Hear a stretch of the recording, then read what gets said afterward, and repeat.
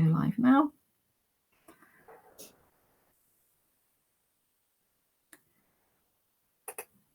Good evening and welcome to UK Crime Book Club. This evening I'm delighted to be joined by author Simon Mason, and Simon's going to be talking about his new series of books which are due out next Wednesday. Good evening, Simon. Thank you for joining us. Hello. Would you like to introduce yourself and your books? I would. So my name's Simon Mason. I've had sort of two careers, one as a publisher and then one as a writer. And as a writer, I started off with writing literary novels, actually. Mm-hmm. And then my wife and I had children. I thought, I will never write again. In fact, I might not even survive. I thought, I didn't know what exhaustion was until we had children. But I started then writing. I'm one of those writers that write about what's around them. And so I started writing about children because there were just dozens and dozens of children. It turns out there are only two, but it's felt like children. And so I wrote children's books. But they grew up, my children's books, just like my children did, just lagging a few years behind. And I wrote for young readers, then middle grade readers, then young adults. And then I found myself back writing for adults again. And this time I was writing crime. So I started writing crime. And the first of those books was published in 2022.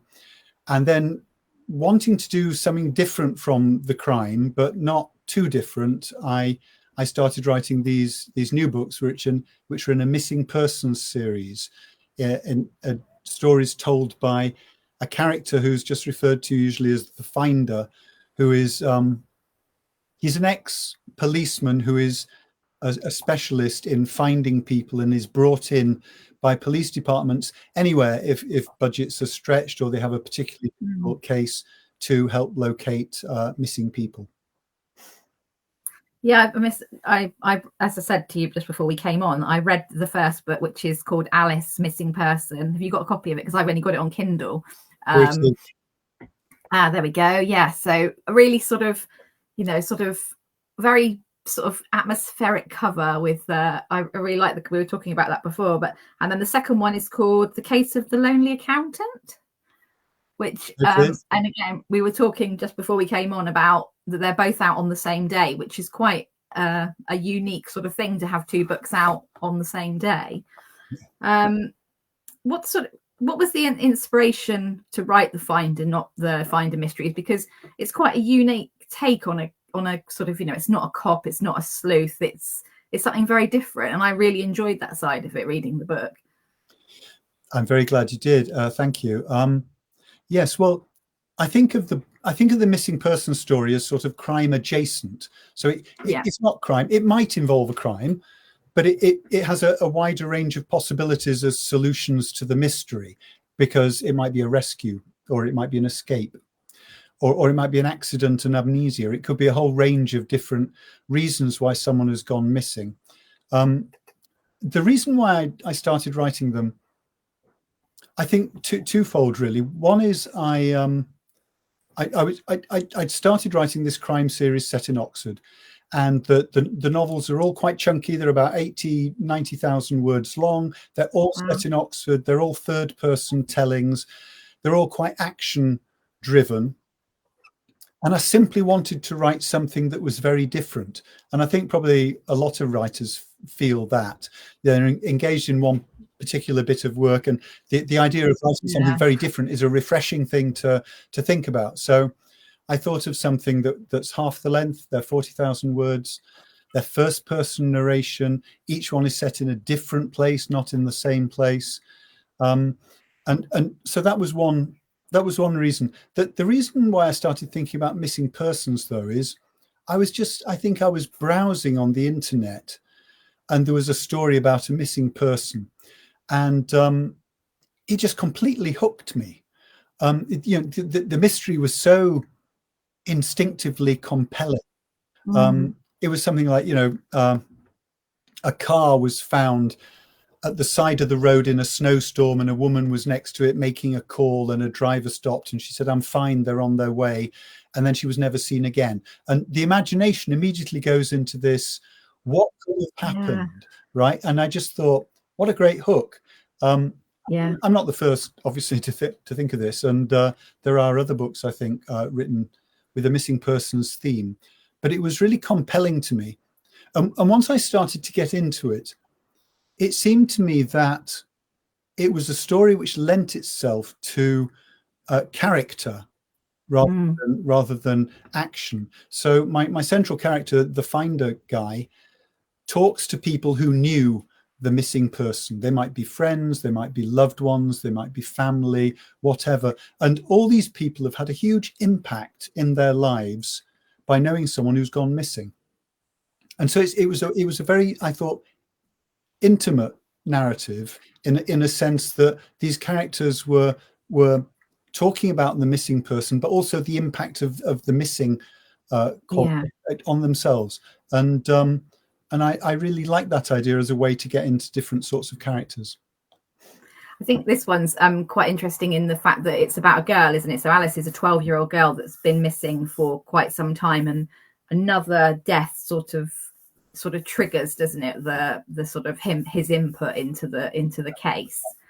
And I sort of it reminded me of her, because many years ago in Devon there was a case where a young girl disappeared doing a paper round with her and like left her bike, and they've never found her. And immediately I was like, wow, yeah, that's sort of really sort of brought that up for me, because I was quite young at the time. It was like probably in the 70s or something, 70s or 80s, early 80s, when she disappeared. And you do think, there must be so many crimes that aren't solved, and the sort of the possibilities. Obviously your book is fiction, but in reality there's in real life there is that as well, and the people that are affected. And that's quite interesting in your book, how the sort of that effect sort of almost ricochets out, doesn't it, to different people? Yeah. And as my character goes from person to person talking about Alice, then a different picture emerges of Alice gradually, because all these different people have a slightly different relationship to her, or had, whether it's her parents are divorced, and then the finder talks to her school teacher and some friends, and a guy who lives in a house in the street where her paper bag was found on the pavement, and all these people, the newsagent, all these people have a different view of Alice. And I thought that was, as I say, a really interesting way into a narrative, but also into different sorts of characters. Yeah, he's so the finder, the character, he's quite interesting. And as I said, again, we talked quickly about it at the beginning, was about you write. The book is written very much in the first person, isn't it? So he's going out and he's meeting these people, and it definitely. And although it's a very short book, you get a real insight into him and the characters, and it must have been quite intense writing. I think. Well, yeah, with all first person, you really have to inhabit the narrator, and he's deliberately not really like me at all.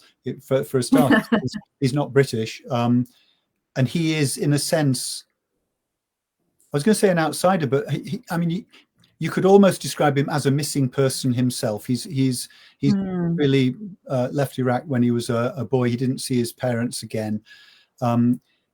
We learn gradually things about his life, the fact that his wife and child died, and so he's a missing person himself, and he's suffered missing people in this case, lost through death of loved ones. And his thing in finding people is the idea that when someone's gone missing, they are to be found first and foremost in the memories and the imaginations of the people who knew them. And he has the necessary sort of sympathies and empathies that might be able to enable him to talk to people and get to the heart of their relationship with the missing person, in order to unearth clues as to what might have happened to them. And part of the mystery is, are they, rather basic, are they still alive somehow, or is he going to find them, a body? Are they going to be dead? And with Alice, as you pointed out, the book begins with the murder of another girl, for which someone is apprehended very quickly, and it seems clear almost immediately that he is responsible for the death of this girl more recently, but he is implying that he also killed Alice, and that's why he's brought in by the police. That was I was really interested in that, and we could probably come on to that now, but it's like the research. I was interested in that sort of, I always love a sort of a bit of a psychological sort of profile into the you know, and this is sort of, you know, the child murderer, but the child murderer, and then he visits him and gets, you know, he gets it inside his head, doesn't he? Because he's not convinced of what he's saying is, you know, he's not a reliable source, is he?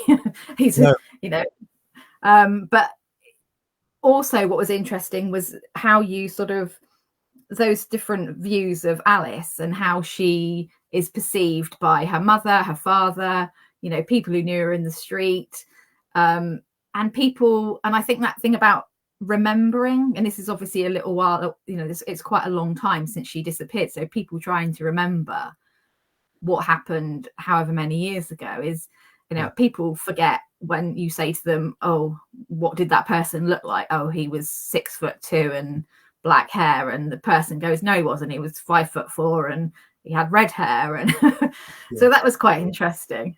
Yes, and the people in the characters in the novel asked about Alice often remember a completely different version of her from other people, incompatible versions, her mother and her father in particular. And usually people have their own relationships, but also, as it were, their own agendas when they're remembering these the missing people. So that certainly happens as my character goes from person to person talking about them. Definitely. Yeah. So what with the, so you said that you'd written another series as well, and this is obviously going to be a series. Do you sort of your children's book series, that was a series as well, wasn't it? So are you sort of more compelled to write series, or do you quite like standalone? Is there a favorite, or is it just that you've sort of, that's the way it's gone, really?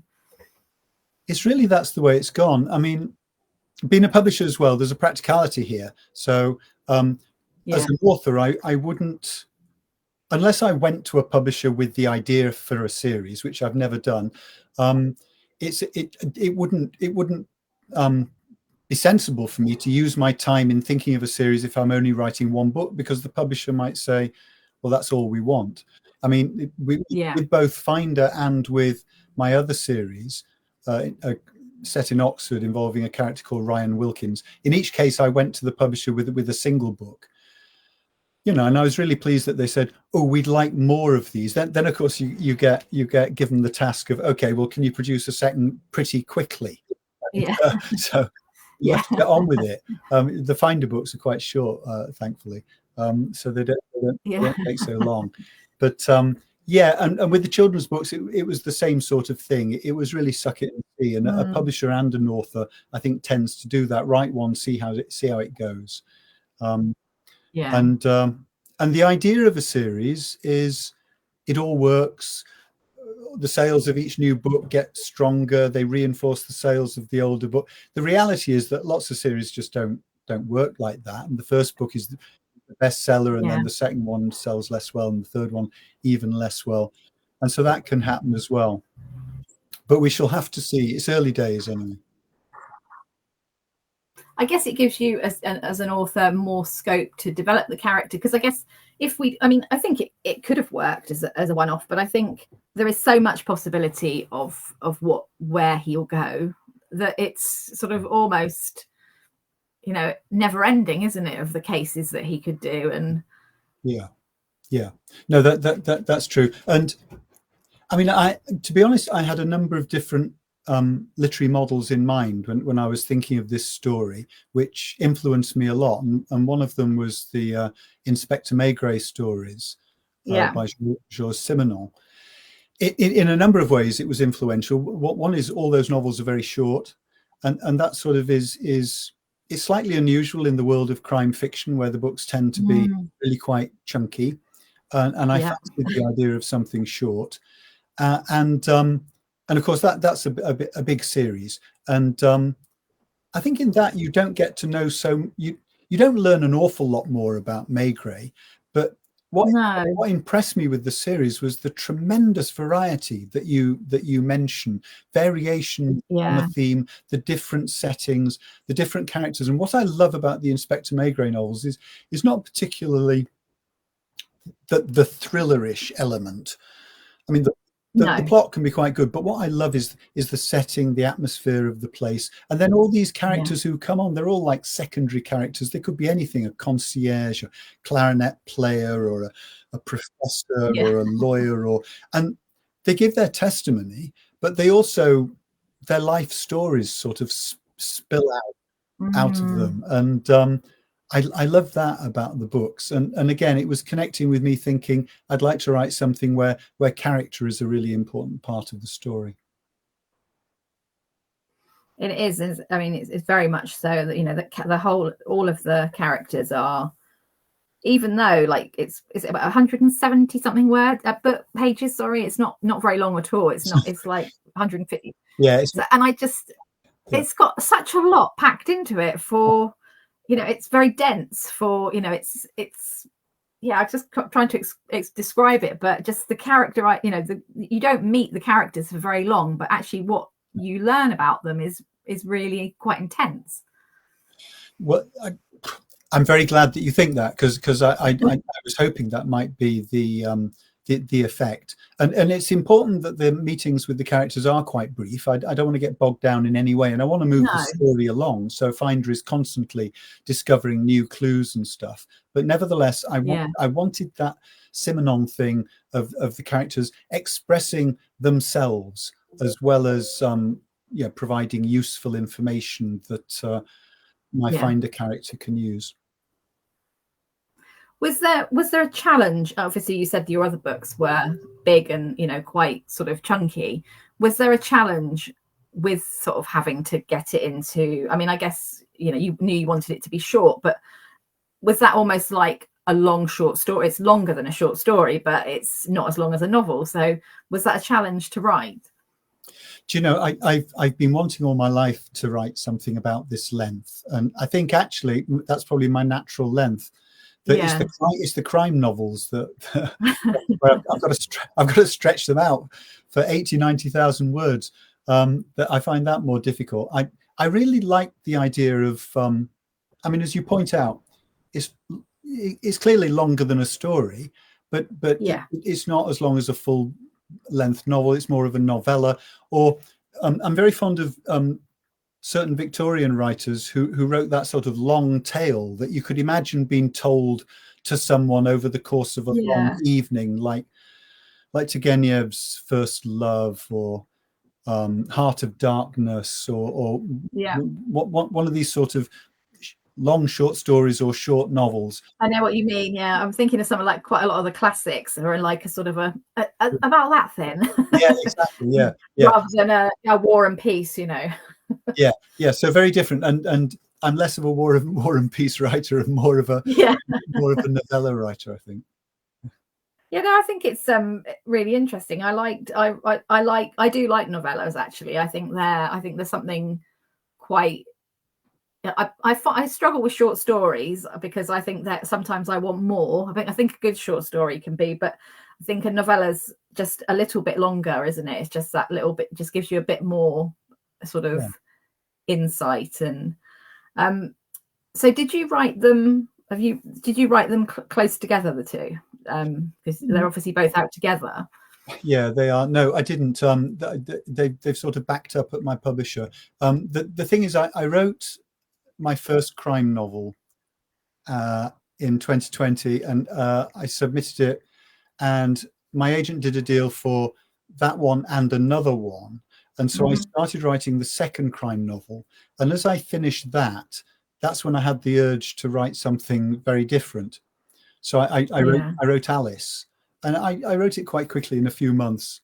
And then my agent was really pissed off because he wasn't expecting that. I wasn't expecting it, but I did it. And then just at the time when he was negotiating a new contract for 2 more crime novels, I'd suddenly thrown this random extra into the mix. And the publisher said, look, we'd like to do this. We think it could be a series, but we can't establish a new series by you when we've only got one of the other crime novels out. We want to wait for a bit. So do you mind if we hold off? So I said, no, fine. So then they did that. They held on to Alice. I wrote the third crime novel, and then wrote another Finder novel, the Lonely Accountant one. And so they had both those two Finder novels before they decided when they were going to publish. And they decided, well, we have two, so maybe we'll launch the series by doing two simultaneously, and we'll see what happens. We will indeed. I think that there'll be a lot of people that are interested in them. I think the look of them, because I think, we all say don't judge a book by its cover, but we all know that we do.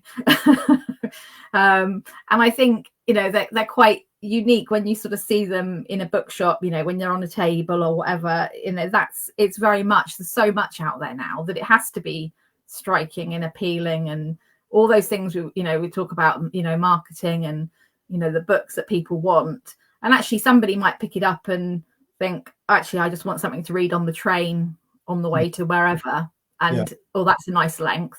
My kids would have done it when they were little. They would have said, I'll pick that one because it's not very big. Well, I like doing that. I like doing that myself in bookshops. But you're absolutely right about the cover. I mean, as a publisher, I would say the cover of a book was the single most talked about element. Probably it generated more discussion and more disagreement than even the text itself, because usually everyone has a view about the cover. The author wants the cover to represent the book. The salesperson just wants to sell a lot of copies. The editors are thinking about how it fits into their overall program. And as you point out, in a bookshop, you've got loads and loads of books, and someone might look at a book for less than 10 seconds.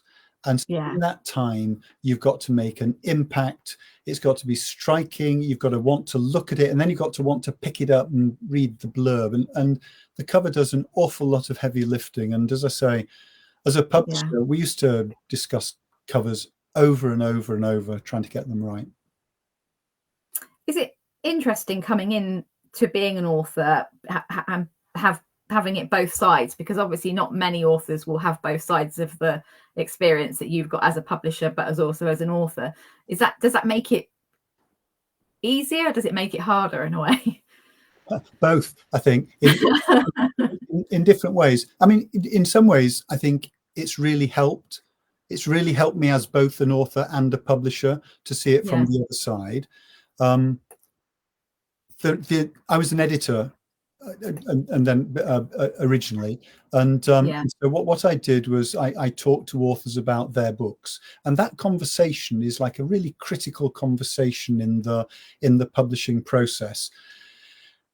And because writing a book is an emotional experience, discussing a book is an emotional experience for the author, so that the publisher, the editor, needs to really understand how to talk to an author about their book, because they have to give them honest, direct, sometimes criticism, and at the same time not to make them feel they're a terrible writer and they're never going to get it right. You have to create a zone of trust, and you have to be on their side at the same time as saying, maybe this doesn't work.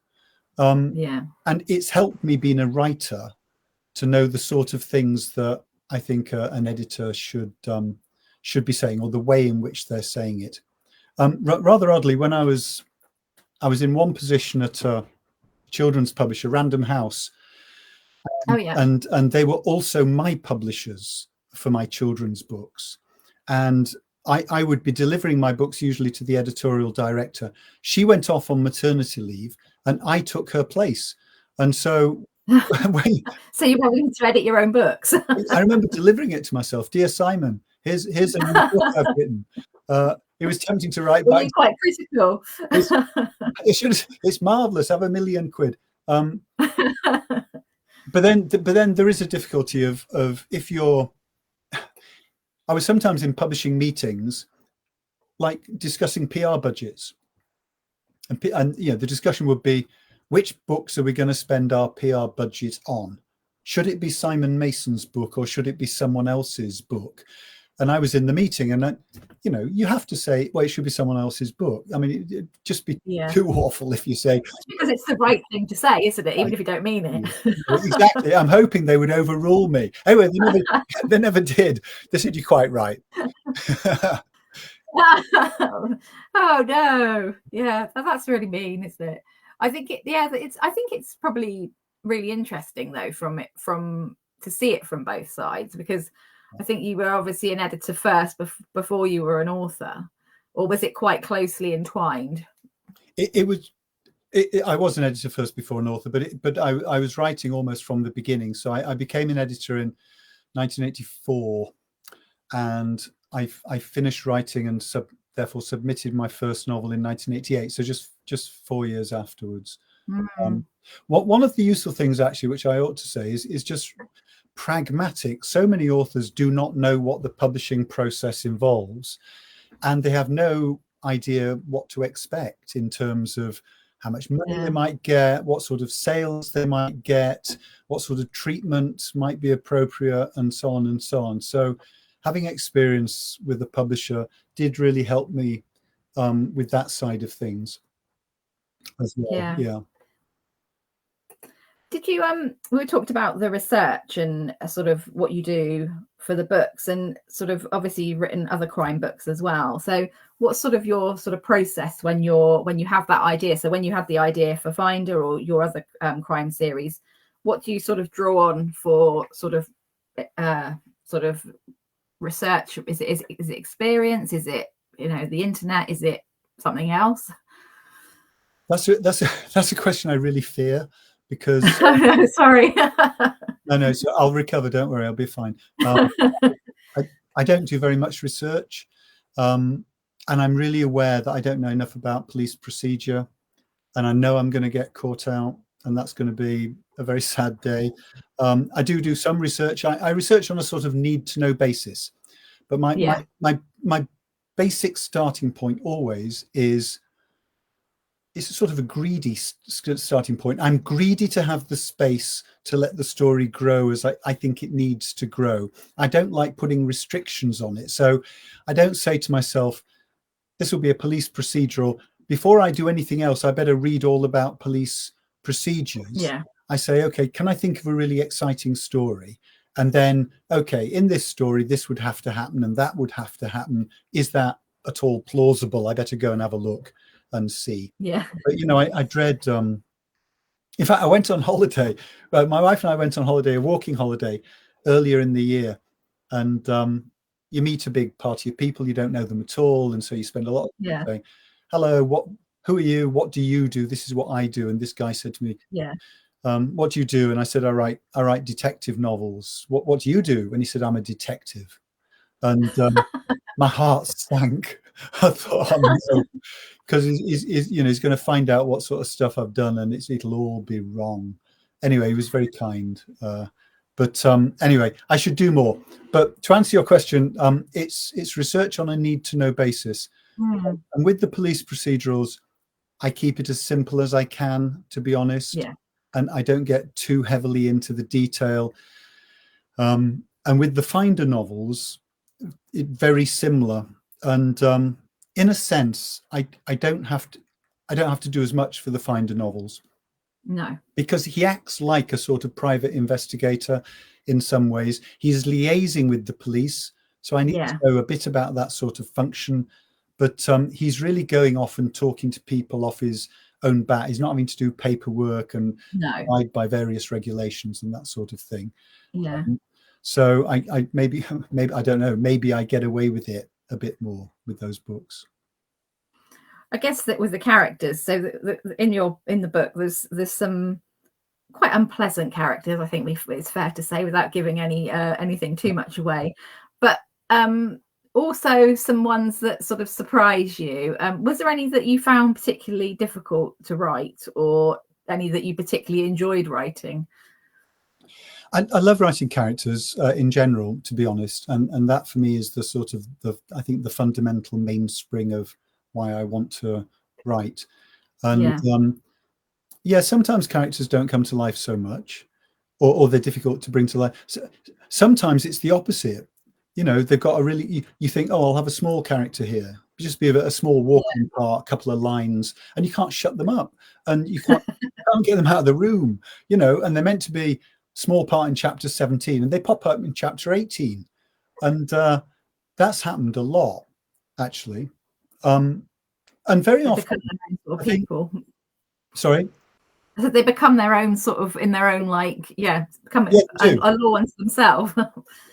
Yeah, no, that's right. And in a sense, the smaller characters I love doing more, because I feel there's not so much at stake, and the bigger characters I have to think about a lot more. So, you know, the Finder figure, there's a lot more at stake with him, because he's carrying the whole thing, and I have to think carefully about his life experiences and what that means for how he might react to certain situations, how he puts things, what he does, and so on. Whereas a new character that comes in and is going to give a little bit of testimony, I think, well, they're not going to be on stage for very long, so I can let them do. I can let them say pretty much what they want to say in their own words. And as I say, sometimes they overstay their welcome, but a lot of the time that seems to be okay. Fingers crossed. Yeah.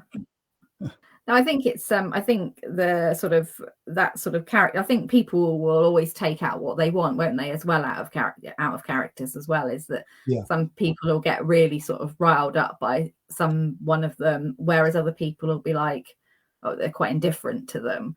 And I think, you know, I think when you have a crime book, you always want to have some unlikable characters, because obviously, you know, they've generally got a backstory, or they're going to end up dead, or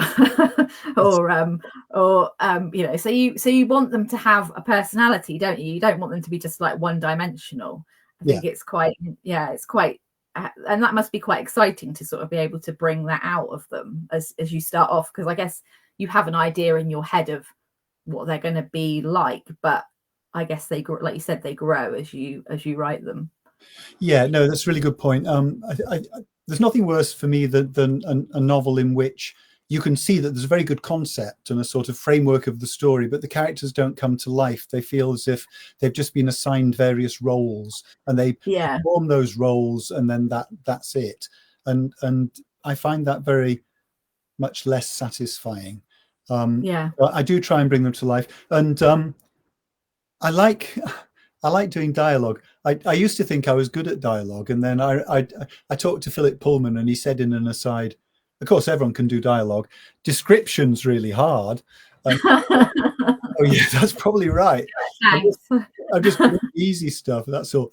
But I do try quite hard to get voices, and in fact I work where you can see where I work. I work in this room in our house, in a terrace house, and I read things out loud, and particularly the dialogue, I sort of shout it out loud in appropriate accents, or sometimes inappropriate accents. And there's a guy who works in the room in the house next door, and every so often he just coughs to let me know he's having to listen to all this stuff. Would I mind shutting up for a bit? Oh God, he's off again. Yeah, exactly. I have to be careful. I did a reading recently in Waterstones. It was a Christmas meet the author thing. I didn't think it went very well, to be honest. I was meant to just sit near the crime fiction section, and people would come up and want to listen to me, and no one did. And eventually they said, "Can you read a bit?" And so I picked this bit to read, and it was an extended monologue by a sweary Glaswegian. And I started reading it, and I couldn't help myself. I was bellowing this stuff out, and all the swear words and everything. When I started, the shop floor was quite full of shoppers sort of milling around. By the time I finished it, I'd cleared it. There was no one left. They'd all disappeared. So probably that's what the guy next door hears. That's terrible, isn't it? Yeah, it's quite funny. I think that's hilarious. we've all met sweary Glaswegians. Yeah. Maybe that's why they all ran away, because everybody knows one. Well, yeah, maybe. Yeah, frightening, uncomfortably realistic. Yeah. You sort of touched on at the beginning about your sort of experience in writing and career, from sort of children's books to crime fiction and non-fiction.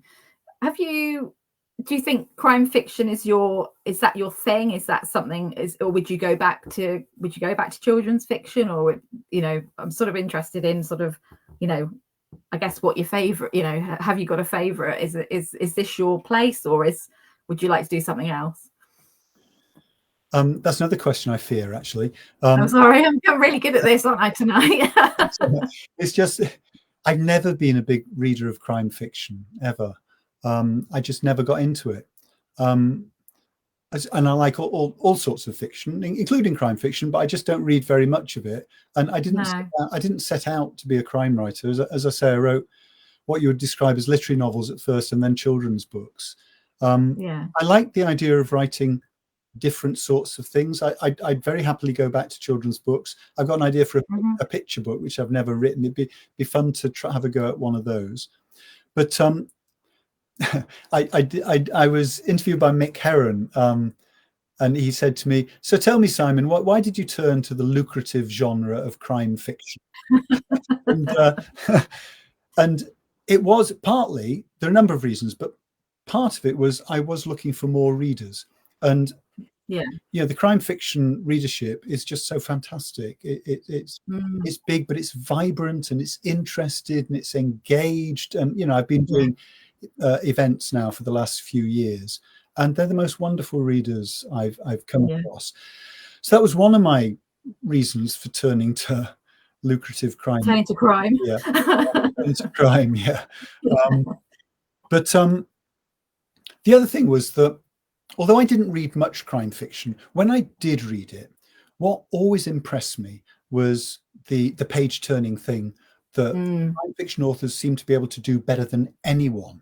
To put you under the spell of a well plotted story, so you just have to know what's going to happen. And I think of that as like the fundamental literary skill, like the ancient art of literary hypnosis. It's about telling someone a story, and they can't turn away. They have to keep listening because it's so fascinating. So, because I'm an imitative writer, and part of writing for children was not only I had children, but I was reading a lot of children's stuff to my children. When I would read crime fiction, I think, God, I'd love to have a go at this one day, because I hadn't tried to do that sort of storytelling before, and I so admired it. And then the third reason for turning to crime was when I started writing my first crime novel, I could just feel the potential power of the material I was dealing with, which is, I think, basically, I would say, wrongdoing. As a species, we're just attuned to wrongdoing. Just all human beings, they hear about a crime being committed, even if it's just, I don't know, someone pushing someone over in the playground. Children are interested in that. Why did they do it? What's going to happen to them? What about the victim? There are issues that immediately, they compellingly sort of demand your interest. So I could feel that, and I thought, as soon as I started writing that first book, this is powerful stuff, actually. So it's exciting trying to handle it, and if I can do it properly, then maybe it will lead to an exciting book. I think it's I think, like you said, it's like the crime, the crime reader is very loyal. Not loyal to they are loyal to some authors, but they're actually quite disloyal in a way. They'll read, most people who like crime will try most things. I mean, there's certain genres in crime that I don't particularly like, that I'll steer away from, but generally I will give anything a go, and I think generally what we want to read, what we want is something that engages us, surprises us, takes us on a journey that we wouldn't make ourselves, because we're all too good and upstanding to do that. So I think it takes us over to the dark side, doesn't it? And then lets us come back to the real world, sort of thing. Yes. No, I absolutely. When I first had the idea of writing crime fiction, um, I thought I've got to start with basics. I don't know what makes a good crime novel, so I have to think about that. And it seemed to me that there were three things, putting it very crudely. One was, for me anyway, the well plotted out story, the page turning thing. Yeah. Secondly, sort of engaging characters you care about, so that when you're reading about things that happen to them, you really care, you're really moved. Yeah. And the third thing was setting. I thought that was Yeah. really important in a crime novel in a way which sometimes not in literary novels. I remember phoning my agent and he said, yeah, I think they are the three things, but in his view, setting was the most important, which was really, well, I guess, yeah, really interesting. And a lot of crime novels I can think of, I think I can see the appeal of the particular place, whether it's, the Outer Hebrides or Scandinavia or Africa. The appeal of a place. What you said about taking us to a place that we're not going to go to ourselves and we don't know necessarily. Yeah. I think crime fiction is really good at doing that.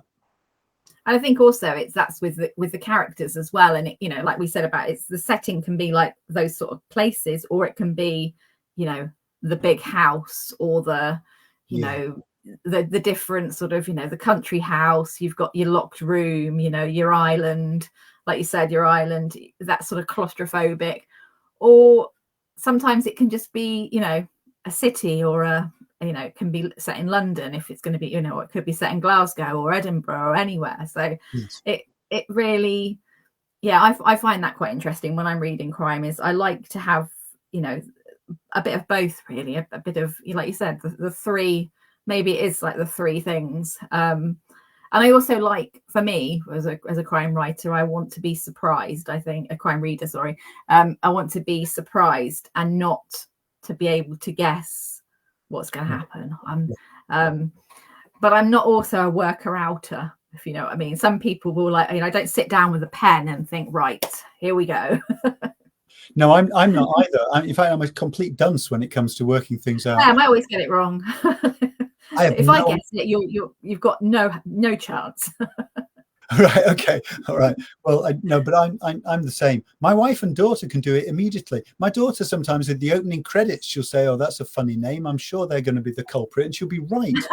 Really sort of disheartening in a way. But for me, as for you, the mystery is the thing that pulls me into these stories, and so I don't want to actually work it out. What I do want as a reader is to be given puzzles which I can get to grips with. They're not too confusing or overwhelming. They're not beyond me, but I'm not able to solve them at least straight away. So I'm really excited to go on and keep trying. It's like you said, it's that engagement, isn't it? That sort of that you start reading and that you want to carry on reading, and you want to find out. You care enough that you're invested in the characters, and in Alice, that's the thing, is that you become invested in her and what's happened to her, and you don't know whether it's going to be good. You don't know if it's going to be bad. You sort of think that you know where it's going to go, and I'm not going to say any more than that. But I think that was what really drew me into the book, and I'm interested to read the second one to see whether you've gone the same way or whether you've done something completely different. Good. I shall hope to keep you guessing then, as you. Yeah. I think the other thing that you said was interesting was about sort of giving the clues but not giving too much away, because that can be quite a challenge when you're reading.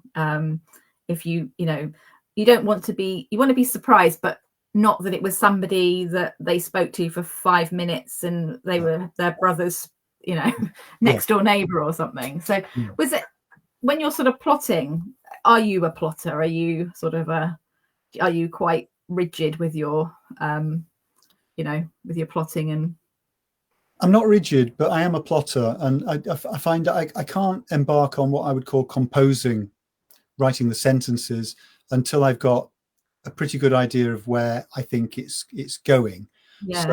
So I always rough up an outline, but I'm not rigid, because when I then start to write it, I very often find, oh, this character has turned out slightly differently, Yeah. or actually I can think of a slightly better thing to happen here, and so I'm continually going off piste from the beginning and having to make adjustments. But that's part of, I've got to do that. I think I need something to get me started, so that I'm not completely wandering around. But on the other hand, I need to retain the flexibility to change my direction, or rather change the direction of the story. There's an American writer I like, a short story writer called George Saunders, and he's a short story writer, really, but he's a professor of creative writing as well.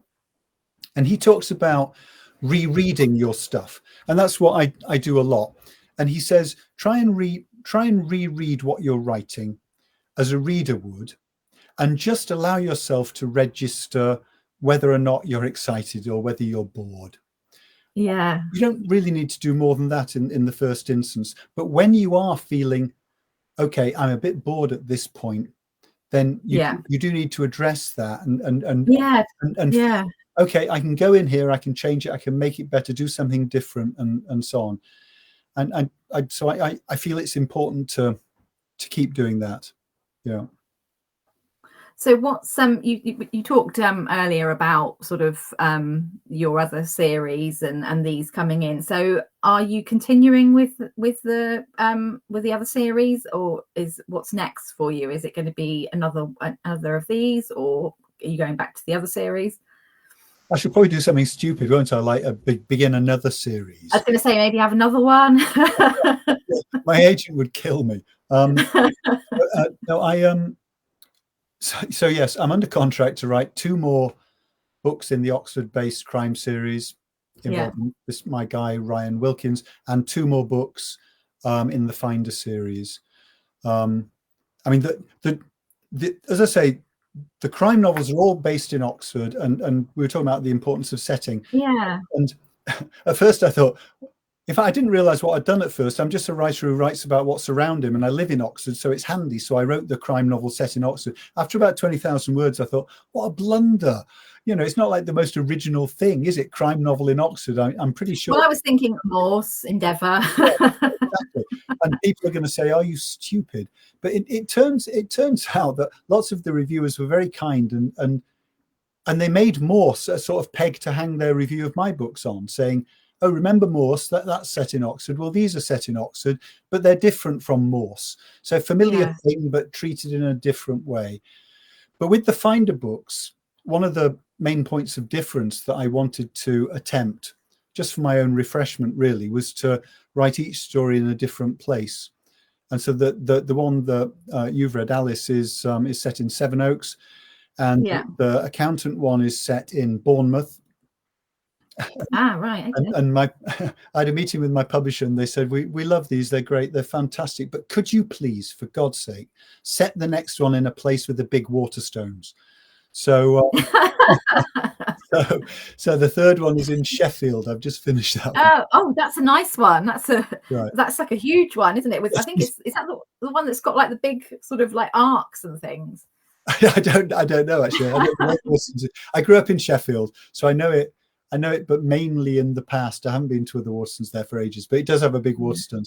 And I think there's probably one in Meadow Hall as well, you know, the big shopping centre. Quite a lot of the group are from the north, so that will go down very well. Well, I was very pleased to do Sheffield. So anyway, the fourth one, it will have to be somewhere else. I haven't decided yet. You'll have to come down to Devon, where I am. So I'm the southern contingent of the group. Although there's a lot of books written in Devon, because you know we've got some quite famous writers from Devon, so they've covered quite a lot of Devon. So maybe the market's too crowded. I have to push off to some unfancied place. It's got to have a Waterstones though. That's one of the things. Well, we do have a few, but there are sort of quite a few and far between. We've got quite a lot of independents, but I love independents. They're my favourites, I've got to say. Yeah. I hope no one from Waterstones is watching. I love Waterstones too, but independent bookshops are just the life and soul of bookselling. I think Yeah, I'm always just really delighted to go and do an event at one of them.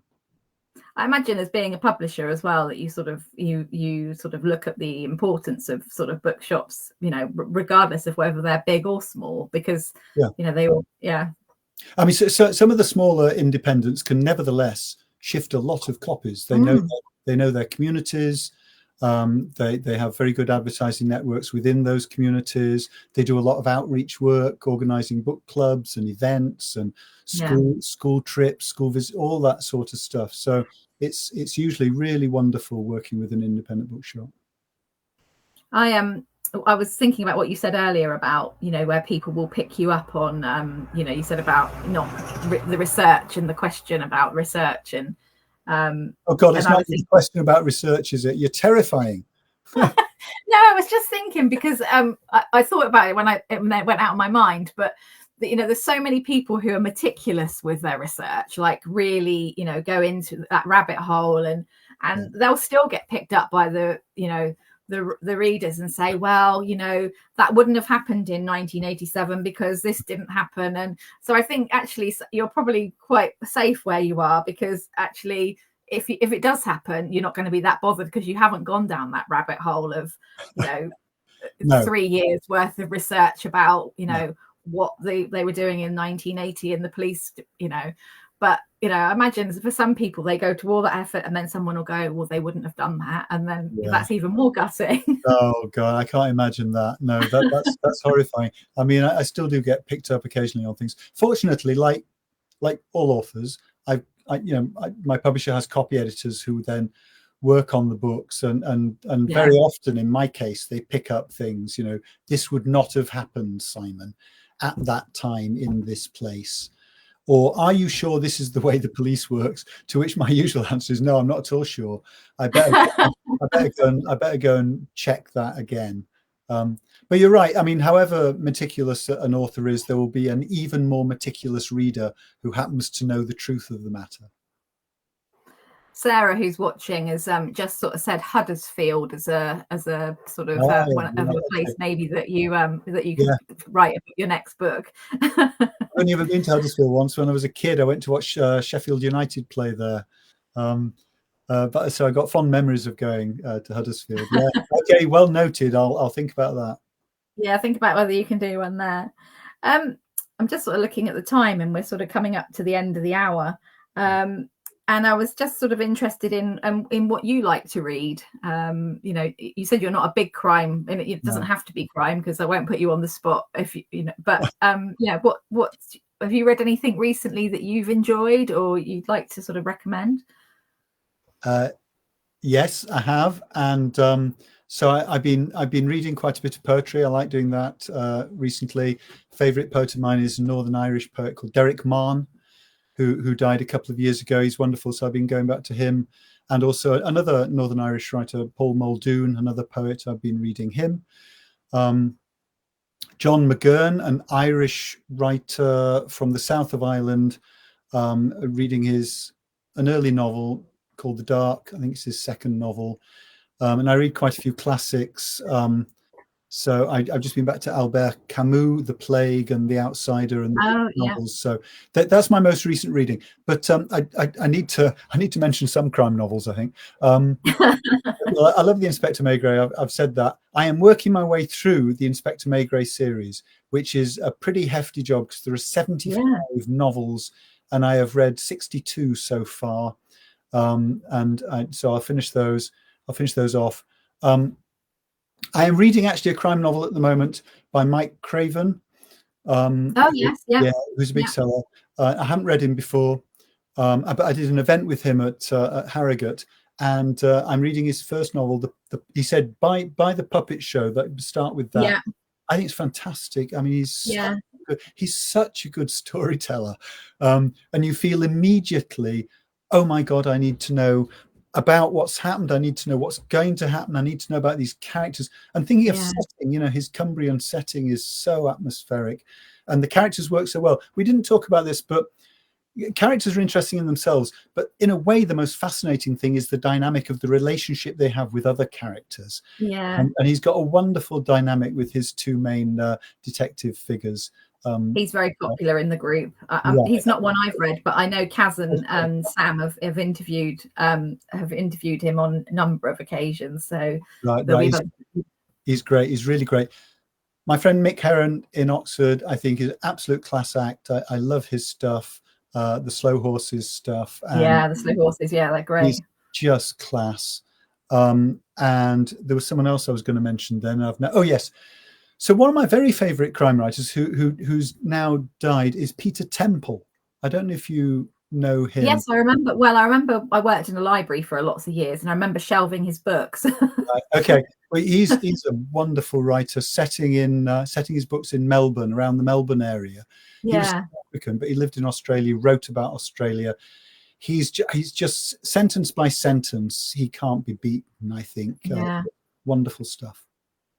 I mean, the thing is, I love about, speaking to authors like yourself is that, and also we always laugh about our like ever growing TBR list. You can see mine behind me. It's just, it's not good.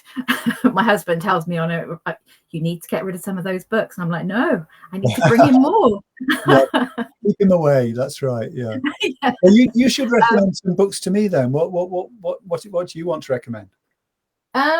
Well, I don't know if you've read the Janice Hallett books. I've read one. She's done The Appeal. She's done the Twyford Code. She did the I'm trying to think, Appleton Angels, and she's just got a new one out, which I've just bought myself to go on holiday with. So called The Examiner. So I love hers because I really like. So Agatha Christie is my. Like you were saying about the May Gray and doing the series. So I've done the Agatha Christie and most of them are behind me. And I started off from zero and did, like, she's got, 70 plus of, Poirot and thing.